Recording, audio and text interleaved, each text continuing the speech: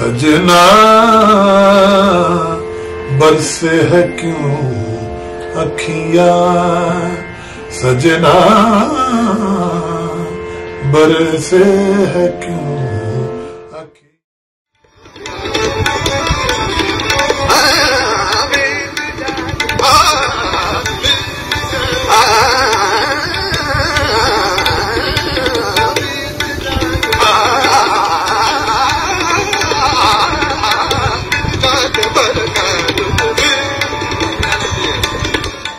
নমস্কার দর্শক বন্ধুদের, আরো একবার আমরা রাশিদ খানজির উপরে কিছু স্মৃতিচারণার জন্য আজকের এই এপিসোডটি নিয়ে এসেছি। আমরা সবাই জানি 9 জানুয়ারিতে আমরা আমাদের ভীষণ প্রিয় শিল্পী উস্তাদ রাশিদ খানকে হারিয়েছি। কয়েকদিন আগে থেকেই শরীরটা ওনার খারাপই যাচ্ছিল, কোথাও মনের ভেতরে একটা কুয়ো ডাকছিল। তবুও ঈশ্বরের কাছে প্রার্থনা করছিলাম যে সমস্ত কিছু ভুল প্রমাণ করে দিয়ে উনি আবার উনার স্বভাব যেরকম সেইভাবে একেবারে ফিরে আসুন, সবকিছু দিয়ে আমাদের কাছে ফিরে আসুন। কিন্তু সেটা হলো না। আলটিমেট আমরা ওনাকে হারালাম। সুর গন্ধর্ব চলে গেলেন সুরালোকে, এই সুরলোক ছেড়ে। আজকে আমরা পেয়েছি ওনার অন্তরঙ্গ বন্ধু পণ্ডিত তুষার দত্তকে। আমরা একটু শুনবো ওনার কথা, ওনার গল্প, ওনার গান, ওনার মুখ থেকে। আসলে কি হয়, আমরা যখন খুব প্রিয় মানুষকে হারিয়ে ফেলি না, তখন কি হয়, আমরা তার স্মৃতিতে তাকে খুঁজি, আমরা তাকে আঁকড়ে রাখতে চাই তার গল্পে, তার গানে, সমস্ত কিছু দিয়ে। আর ওনার মতো মানুষ যিনি উত্তরপ্রদেশ থেকে এসে আমাদের বাংলাকে আপন করে নিয়েছিলেন, বাংলার নাম উজ্জ্বল করে গেছেন। যেসব মানুষেরা বাংলার গর্বের কারণ, তার মধ্যে অন্যতম নাম উস্তাদ রাশিদ খান। আজ শুনবো তারই গল্প, তারই বন্ধু পণ্ডিত তুষার দত্ত থেকে। তুষার, আমরা সবাই শোকস্তব্ধ, এরকমটা কেউই চাইনি। আজকে হারিয়ে আমরা সবাই শোকাতুর, পুরো সঙ্গীত জগৎ শোকাতুর। আমি জানি তুমিও খুব একটা ভালো মনের অবস্থায় নেই, তবুও আজকে আমরা শুনতে চাই উনার কথা তোমার মুখ থেকে। এটা খুব আমার কাছে খুবই দুঃখজনক। উস্তাদ রাশিদ খান, সবার প্রিয় রাশিদ খান, আমার প্রিয় রাশিদ খান, আমার বন্ধু রাশিদ। এমনি সাধারণত শিল্পীরা, ক্লাসিক্যাল শিল্পীরা মোটামুটি 80 বছর 90 বছর বাঁচেন। তো ওই সময় অনেকে চলে যান, তখন তাদের গানটা অনেকটাই কমে আসে। কিন্তু রাশিদ এমন একটা সময় চলে গেল যেটা ওর গান মধ্যেও মানে এই বয়স তো যাওয়ার নেই। তো এইটা মানে সত্যি অর্থে শাস্ত্রীয় সঙ্গীতের একটা বিরাট বড় ক্ষতি, খুবই ক্ষতি। আমি ব্যক্তিগতভাবে যেরকম বুঝি যে ও গানের তো ক্ষতি হলোই হলো, আমিও ব্যক্তিগতভাবে আমি খুবই ভেঙে পড়েছি। কারণ আমরা একই বয়সের যদি কেউ চলে যায় এভাবে, ন্যাচারালি সমবয়সী মানুষদের মনে আরো একটা কষ্ট হয়। তো ওর গান সম্বন্ধে আর আমার আলাদা কিছু করে বলা নেই, গোটা পৃথিবীর লোক জানে, শুনে, ভালোবাসে। আমি এটাই বলবো যে ওর আত্মার শান্তি হোক, ওর পরিবার ওকে হারানোর শোক সামলে নিক, এটাই আমি ঈশ্বরের প্রার্থনা করব। আর শিল্পীর তো মৃত্যু হয় না, ওর শিল্পকর্ম তো থেকে গেছে আমাদের মধ্যে। আজকাল অনেক রেকর্ডিং, অনেক ভিডিও, যতদিন পৃথিবী থাকবে, যতদিন সঙ্গীত থাকবে, ততদিন ও জল জল করে জ্বলবে। এটাই যে ওর হয়তো দেহটা চলে গেছে, ও রয়ে গেছে। একদম, উনি থাকবেন, উনার কর্মে থাকবেন, উনার গায়কিতে থাকবেন, কিন্তু আমরা একটু শুনতে চাইছি তোমার সঙ্গে যখন প্রথম উনার বন্ধুত্ব হলো সেই সময়কার একটু গল্প শুনবো আমরা। আমি যখন 83-তে আইটিসি জয়েন করি as a general class student, আমার বাড়ি দুর্গাপুর, ওখান থেকে এসে এসে শিখতাম পণ্ডিত এ কাননের কাছে। তখন পণ্ডিত এ কাননজি উনি বারবার আমাদের উৎসাহ দিতেন এবং বলতেন, আরে রাশিদ কত ভালো গেছে, তখন রাশিদ রাশিদ রাশিদ এরকম শুনতাম। তারপরে আমি ছিল ওকে দেখার খুব ইচ্ছা ছিল, রাশিদকে এত নাম করে। তারপরে আমি যখন ওকে ফাইনালি দেখলাম, ওর গান শুনলাম, আমি এতটাই অবাক হয়ে গেছিলাম এবং এতটাই ফ্রাস্ট্রেটেড হয়ে গেছিলাম যে আমি ভাবলাম যে এইরকম গান গাওয়া যায়। তো ও যদি এই গানটা গায় তাহলে আমাদের যা গায় তাতে গান ছেড়ে দেওয়া উচিত, এটা আমি রাশিদকেও বলেছি। তো ও আমার কাছে একটা অনুপ্রেরণা ছিল, যে সামনে যদি একটা লক্ষ্য থাকে, হিমালয়ের মতো পাহাড় থাকে, এটা ওকেও বলেছি আমি, তো সুবিধা হয় যে ওই রকম হব, অত ভালো গান করবো, একটা লক্ষ্য থাকে। তো ও ছিল আমাদের কাছে সামনে। তোমাদের যেদিন প্রথম দেখা হয়েছিল সেই দিনের কিছু ঘটনা মনে আছে? এক্স্যাক্টলি ওরকম মনে নেই, মানে তখন তো রাশিদ খান বলে যেরকম একটা ছেলে স্কলার আমাদের আইটিসিতে প্রোগ্রাম হচ্ছিল 85-এ, তখন ও সবসময় গুনগুন করে গাইতো, মানে ও মানে ওইটার একটা হ্যাবিট ছিল, সবসময় গাইতো রাশিদ খান রাশিদ রাশিদ। তারপরে আমার মনে আছে 85-এ এসআরতে কলা মন্দিরে গোল্ডেন গ্রেডস প্রোগ্রাম ছিল, আমরা গাড়ি করে ফিরছিলাম, মানে আলাপটা এরকম ভাবে। তারপর যখন 85-এর পর আমি 90-তে যখন আবার ফাইনালি কলকাতা চলে এলাম, তখনও একদম খুবই ম্যাচিউর একটা গায়ক। তখন ওর গান শুনি এবং অবাক হয়ে শুনতেই থাকছিলাম, এই আর কি। তোমার সঙ্গে যে অন্তরঙ্গতা ছিল তার মধ্যে তুমি মানুষ রাশিদকে কিভাবে দেখেছো? হ্যাঁ, মানুষ রাশিদকে আমি অ্যাকচুয়ালি আমার সঙ্গে অন্তরঙ্গতা বলতে কি, ওর সঙ্গে আমার খুব হৃদ্যতা ছিল, মানে ও দুপুরবেলা করে আসতো, এসে বেল বাজাতো আমাদের হস্টেলে, ক্রিকেট খেলতে হবে, ওর সঙ্গে খেলতেই হবে ক্রিকেট, এবং না খেলেও রাগ করে। আর একটা জিনিস হচ্ছে, ও কিছুতে আউট হতে চাইতো না, ও ব্যাট করবে, তো আমরা ওকে এত ভালোবাসতাম যে আচ্ছা ঠিক আছে খেল।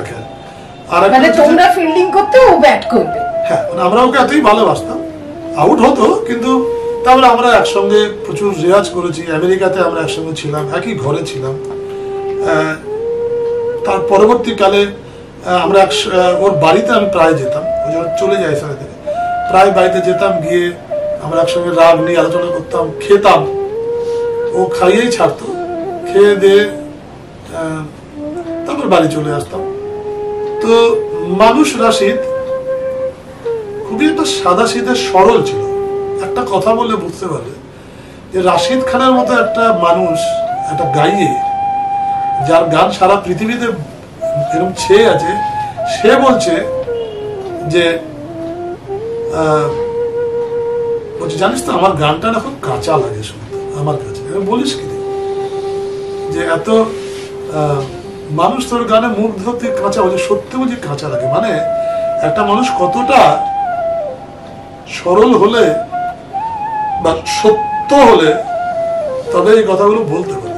ওর কাছে অনেক কিছু শেখার আছে, আরো জিনিস আমার শেখার আছে, যেগুলো আমি সবাইকে বলি। ডেয়ারিং, গান করার সময় যে একটা ওই যে ডেয়ারিং ব্যাপার, ওই যে একটা দৃপ্ত ব্যাপার, হ্যাঁ, সেইটা কিন্তু ওনার গানে বেরিয়ে আসতো। ওর যে ক্যারেক্টারটা, সেটা ওর গানের, কারণ মানুষের ক্যারেক্টারটা তার কাজের মধ্যে প্রকাশ পায়। ঠিক ওই যে একটা ওই রকম একটা সেই ঝড়ের বেগে তাল, ওই গলা, ওই পুকার, এটা ওর ক্যারেক্টারের মধ্যেই ছিল। সেই জন্যই আমরা কিন্তু ভাবতেই পারিনি যে উনি হেরে যাবেন, ওনার লড়াইটা হারিয়ে দেবে, মানে ওনাকে হারিয়ে দেবে লড়াই। তো সেই ভেবেছিলাম ঠিক উনি ওনার ওই বোল টান তারানার মতো আবার ঝড়ের গতিতে আমাদের কাছে ফিরে আসবে, কেউ আশা করে। সেই বিশ্বাসটা কোথাও যেন ভেঙে গেল। তারপরে সব থেকে বড় কথা, আমরা সবাই শুনেছি, সবাই জানি উনি ভীষণ মজাদার মানুষ ছিলেন, প্রাণ খোলা মজাদার মানুষ ছিলেন। তো সেই হিসেবে তুমি কিভাবে ওনাকে পেয়েছো? হ্যাঁ, আমরা যেরকম বন্ধুর সঙ্গে একটা বন্ধু হয়, মানে ওরকম না, মানে আমি বলছি ওর বাড়িতে যখন আমরা একসঙ্গে ক্লাস করতাম, শেখাতাম, তখন মানে ও গোবিন্দার সিনেমা দেখতে ভালোবাসে, আমিও ভালোবাসি। আমরা ওই সিনেমার নানা রকম ঘটনা নিয়ে হাসতাম, গল্প, মানে এরকম, মানে একটা সে একাধারে একটা উস্তাদ রাশিদ খান, তিনি আবার গোবিন্দার সিনেমা দেখতে ভালোবাসেন। তার সঙ্গে সে মজাক করছে, ওই গল্পগুলো বলে বলে আমরা হাসি। এটা তার মানে কি, মানে ভেতরটা কত সুন্দর, একটা স্বাভাবিক যেন মানুষের হয়। অবভিয়াসলি। আর তোমরা কি মানে গোবিন্দার কি সিনেমা দেখতে পছন্দ করো? সব সিনেমায়, গোবিন্দ তো সব সিনেমায় হাসির, আমরা ওই নানা সিন নিয়ে হাসতো, বা বন্ধু বান্ধবের যেরকম হয়, যে আমি বলতে চাইছি যে যেরকম একজন বন্ধু বান্ধব হয় সেরকম, মানে আলাদা করে ও যে মানে আলাদা একটা অন্য জগতের মানুষ, কি ভীষণ গম্ভীর, সবসময় সঙ্গীতের মধ্যে থাকে, সে কখনো মাটিতে তার সম্পর্ক এরকম নয়। আমরা শুনেছি উনি খুব বেশি মানে একেবারে সেই সারাক্ষণ রেয়াজ করছেন, এতে নাকি বিশ্বাসী ছিলেন না। উনি বলতেন যে যে শিল্পী হবে তার প্রতি ঈশ্বরের একটা আভাস থাকে, এবং বিশ্বাস করতেন যে ঈশ্বরেরই দান শিল্পী হওয়াটা। এটা আমি একটা কথা বলছি, সেটা হচ্ছে যে রাশিদ যেরকম সরস্বতীর বরপুত্র, ও নিয়ে এসছে। খুব বেশি রেওয়াজ না করলে ক্লাসিক্যাল গানে ভালো গাওয়া যায় না, এক্সেপশন ছিল ওটা। আমি বলবো না যাতে কিনা আর পাঁচজন শুনে ইয়াং ছেলেপুলেরা রেওয়াজ করা বন্ধ করে দেয়, এটা নয়, একদমই নয়, একদমই নয়। রাশিদ এক্সেপশন ছিল, এক্সেপশন কখনো রুল হতে পারে।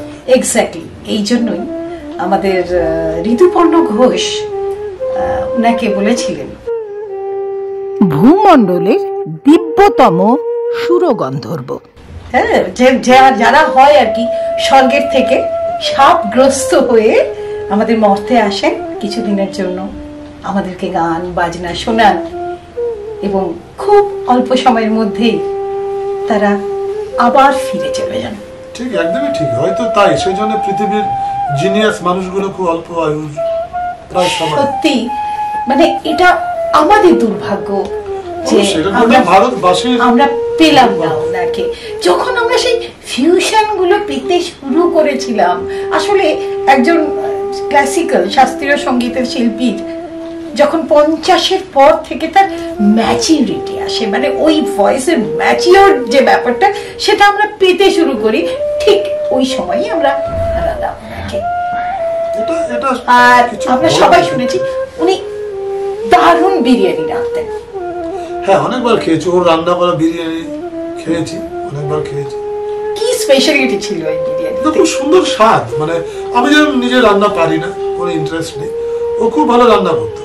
এবং ও একটা জিনিস করতো কি, ওই চিকেনের সঙ্গে ডালটা মিশিয়ে খেত, এবং ওর যেহেতু ভালো লাগে সেটা আমাদেরও খেতে হবে এরকম, মানে ওর সঙ্গে খেলে ও জোর করে ডালটা মাংসটা ঢেলে দিত, দিলে এইভাবে খা, এইভাবে খা, এইভাবে খা।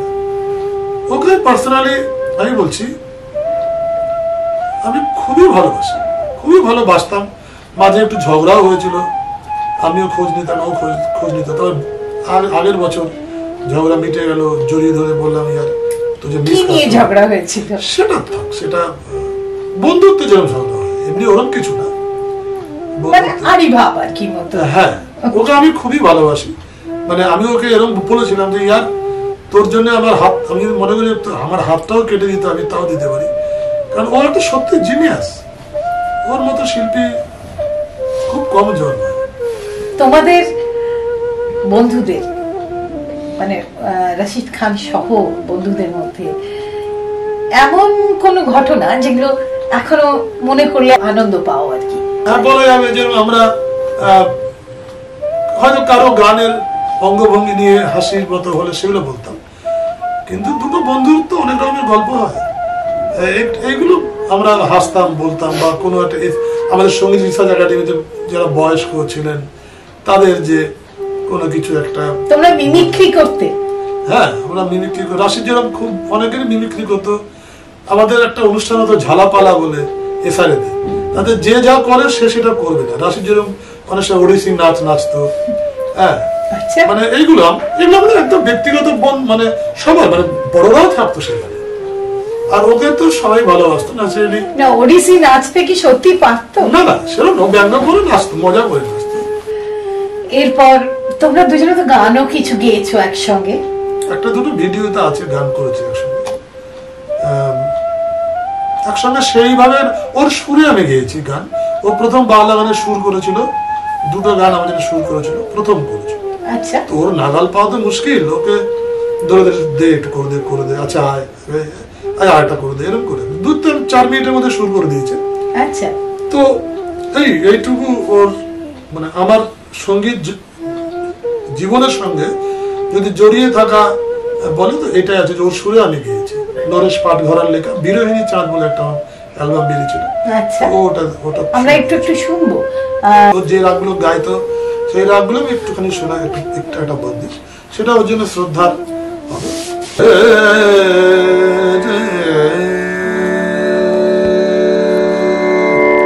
পুরিয়া গ্রুপের রাগগুলো খুব ভালো লাগে।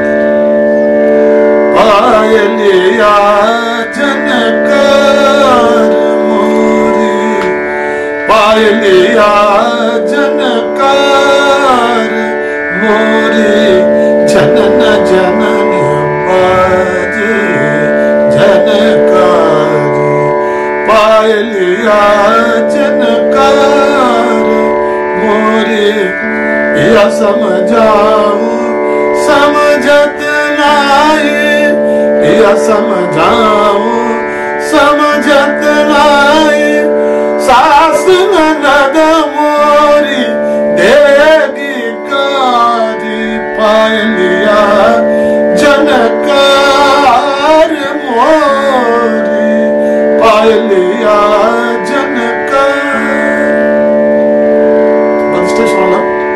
অসাধারণ, মনে হয় শুনেই যাই। যাই হোক, থামতে তো হবেই।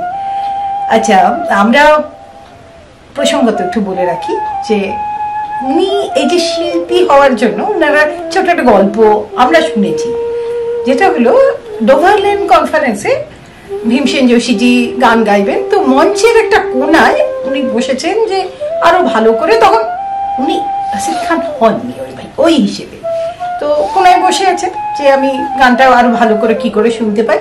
ইতিমধ্যে ডোভারল্যান্ডের কোনো কর্মকর্তা এসে উনাকে এখানে বসা যাবে না করে উঠিয়ে দিলেন। তো উনি তখন মনে মনে ভাবলেন, আচ্ছা আমায় ওঠাচ্ছে তো, ঠিক আছে, আমি এমন জায়গায় পৌঁছবো যে তোমাদেরকে আমার পেছনে দৌড়তে হবে, ব্যাস এই হিসেবে চলে গেল।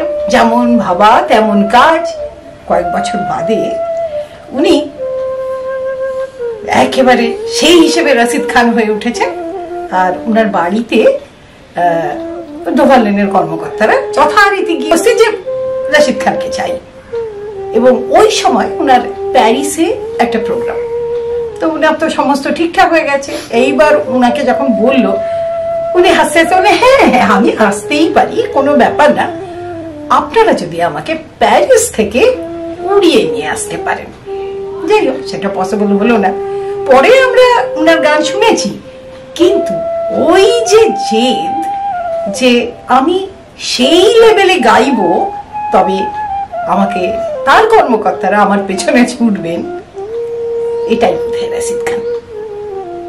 এরপরে আবার আমরা একটু শুনবো তোমার কাছে উনার সুর দেয়া যে গান আর কি।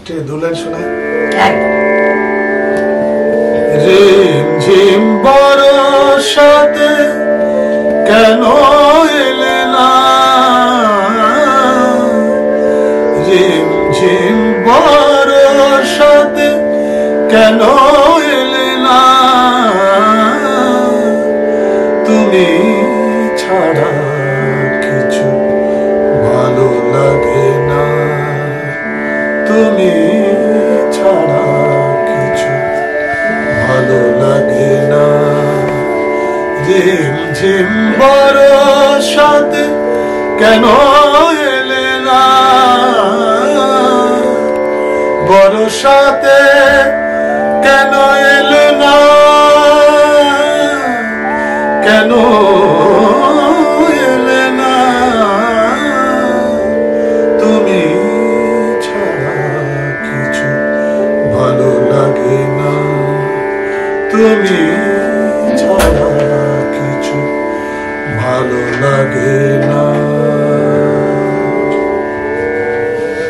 আমরা আগেই বলেছি যে আমাদের পণ্ডিত ভীমসেন যোশীর সঙ্গে উনার সম্পর্কটা খুবই ভালো ছিল, খুবই সখ্যতা ছিল।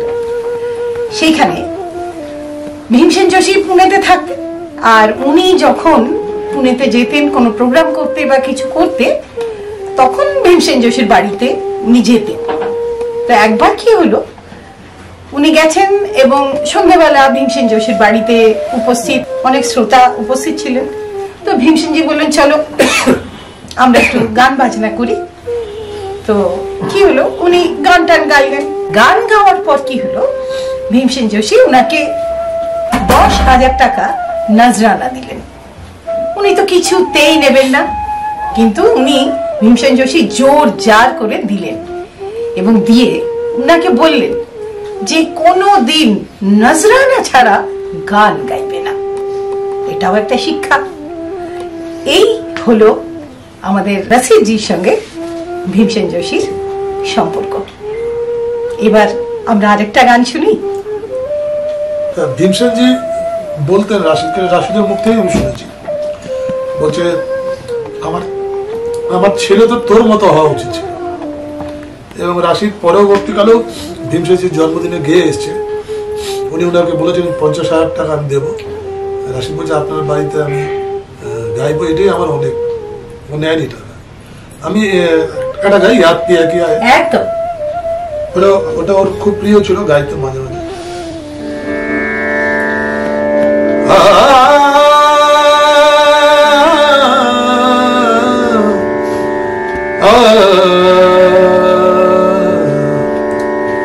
याद पिया की आए,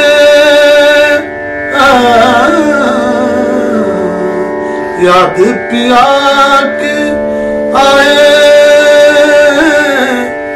ये दुख सहा न जाए, हाय राम। याद पिया की आए, याद पिया की, याद पिया की आए, याद पिया की आए, ये दुख साना जाए, हाय राम। याद पिया की आए, बैरी कोयलिया कूक सुनाए, बैरी कोयलिया, बैरी कोयलिया, बैरी कोयलिया, बैरी कोयलिया कूक सुनाए, मुझे बिरहल को जियरा जराए, आप बिन रन डराए, हाय राम। याद पिया की आए। অসাধারণ সত্যি। ইয়াদ পিয়া কি আয়ে, এ দুঃখ সাহা না যায়। সত্যি উনার বিয়োগ আমাদের কাছে এরকমই, এ দুঃখ সহি মে সাহা না যায়। এবার যেতে যেতে একটা ঘটনা, উনি পান খেতে খুব ভালোবাসতেন, জর্দা দিয়ে পান। যখনই আমাদের শ্রদ্ধা শিল্পী হৈমন্তী দি উনার কাছে যেতেন, উনি সঙ্গে সঙ্গে বলতেন দিদি পান বানাই, আর ও কি বাজারের জর্দা এসব খাও, এটা খাও ওটা খাও, মানে এসব ব্যাপারে, পানির ব্যাপারে উনি খুবই রসিক ছিলেন। তো এমনই ছিলেন আমাদের সকলের প্রিয় উস্তাদ রাশিদ খান। তার সুর যেরকম দরাজ, তার মনও সেরকম দরাজ ছিল। সেই গলা, সেই যে আমাদের সুর, সেই সুর আমরা হয়তো আর লাইভ শুনতে পাবো না, কিন্তু তিনি আমাদের স্মৃতিতে থেকে যাবেন আমাদের মনে থেকে যাবেন। উনার শূন্যতা কোনোদিনই পূরণ হবে না, উনাকে আমরা ভুলতেও পারবো না। যেতে যেতে আর কয়েকটা গান শুনতে শুনতে পণ্ডিত তুষার দত্তের সঙ্গে আমরা আজকের এই এপিসোড শেষ করব। আজকে তো ঠিক গানের মানে মানে গানের মানসিকতা নেই ওর সম্বন্ধে বলতে গিয়ে। আমি একটা বন্দিশ গিয়ে শোনাও, গাইতো টোরি খুব ভালো গাইতো। अब मोरी नया पार करोगे, अब मोरी नया पार करोगे, हजरत निजामुद्दीन औलिया, अब मोरी नया पार, मोरी नया मोरी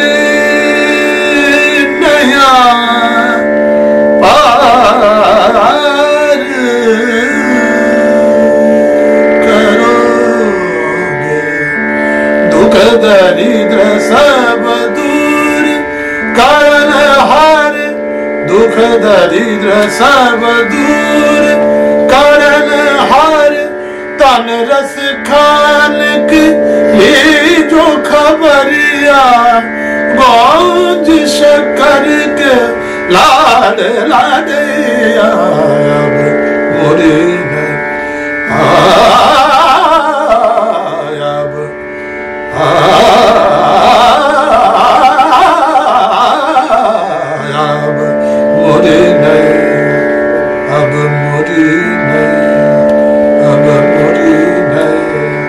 पार करो।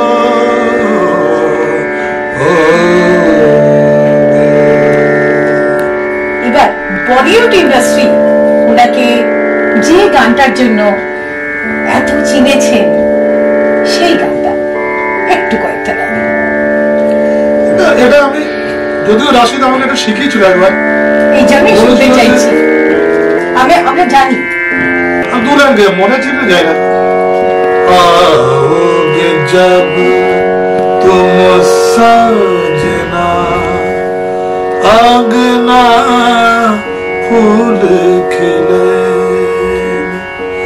आओगे जब तुम सजना, अंगना फूल खिले, बरसेगा सावन, बरसेगा सावन, झूम झूम के दो दिल ऐसे मिलेंगे, आओगे जब तुम साजना,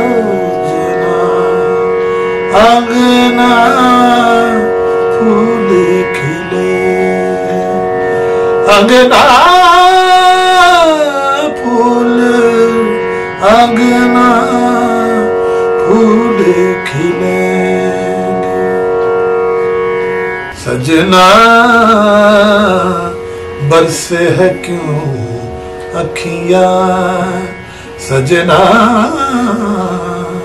बरसे है क्यों अखियां, सजना बरसे है क्यों अखियां, अखियां अखियां